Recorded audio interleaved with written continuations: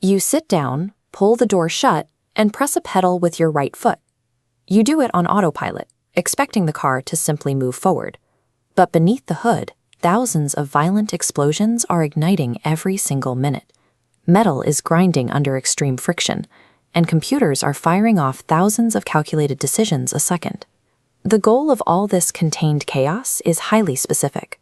Force nearly 2 tons of heavy metal from a dead stop to highway speeds smoothly, without tearing the machine apart. To achieve this, the car must navigate a sequence of conflicting physical demands, from changing the direction of force to balancing raw power against high-speed control.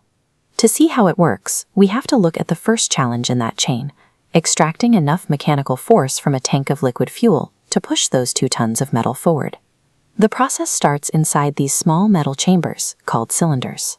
A fine mist of fuel and air is pumped into the top, where a spark plug ignites it. That tiny blast creates intense pressure, forcing this heavy metal plug, the piston, straight down. But here we hit a mechanical roadblock.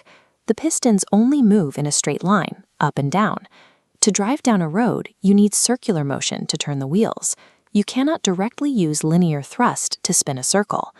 The answer to this geometry problem is the crankshaft.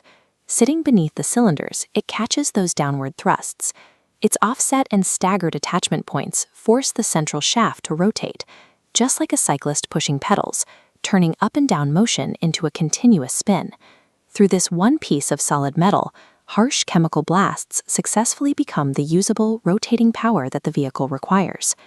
Now we have rotational power, but another problem immediately surfaces. Engines only run efficiently at very specific speeds. This line graph shows the engine's dilemma. You need high force at low speeds just to get the car rolling, but you need low force at high speeds to cruise. If connected directly, the car would lack the leverage to move from a stoplight and struggle at highway speeds. The transmission acts as a power manager between the engine and wheels. It utilizes different-sized gears to adjust output. Heavily leveraged low gears multiply force for starting, while higher gears allow the engine to relax as the wheels spin fast. Without this constant behind-the-scenes adjustment balancing the engine's load, all that rotational energy churning off the crankshaft would be entirely useless on an actual road. As this diagram illustrates, making a sharp turn creates a geometric issue. The outside tire is forced to travel a much longer physical path than the inside tire. If both wheels were locked to a single spinning axle, one tire would drag across the pavement. The differential solves this. Sitting right on the axle, this cluster of interlocking, angled gears splits the engine's power. It allows the outside wheel to spin faster than the inside wheel during a curve, preventing the axle from snapping. But propelling the vehicle and steering it through curves is only half the battle. To safely stop, heavy brake calipers clamp down on spinning discs attached to the wheels, utilizing friction to turn your kinetic energy straight into heat. At the same time, this horizontal bar, the steering rack, catches the rotation of your steering wheel. It pushes left or right, physically altering the angle of the front tires to navigate around sudden obstacles. And to ensure those turning tires actually grip the asphalt, the suspension system steps in. Thick coil springs absorb the impacts of uneven roads, while fluid-filled shock absorbers damp out the bouncing, keeping the rubber planted firmly against the ground. When combined, these systems act as strict mechanical controls. They rein in the raw power of the engine, ensuring the car doesn't destroy itself or lose contact with the road in the process. Every time you press the accelerator, you initiate a massive sequence.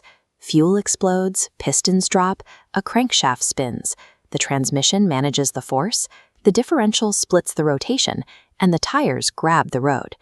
It is an astonishing feat of mechanical coordination. Thousands of individual parts, heavily stressed by heat and friction, execute their jobs perfectly, while hundreds of computer calculations guide them in real time. When you look at a highway, you are seeing thousands of these mechanical sequences operating in sync, each one precisely timed to turn chemical energy into safe, predictable travel. A simple tap of your foot sets this entire chain of physics and engineering into motion. It is a machine that works exactly as intended, every single time you drive.